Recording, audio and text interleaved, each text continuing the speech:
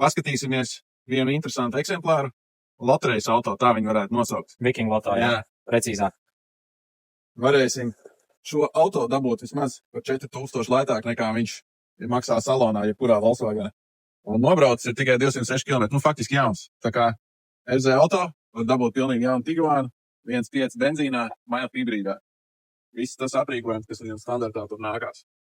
Jā, tās galvenais uzsvars ir tas, ka viņš ir tas jubilejas modelis, un jubilejas modelim ir pāris nianses. Viņam nāk lielāku solāžu diski, tad arī daudziem jauniem auto nenāk no rūpnīcas rezervšritens. Tas nāk prastā ķīmijā. Līdz ar to šitam arī ir ielikts arī rezervšritens, un, protams, jau kā mūsdienīgam auto, jo tur ir pārējās visas mūsdienīgās multimedijas sistēmas, tur veids navigācija, Apple CarPlay, Android Auto, protams, ir IQ LED arī gaismas lukturi.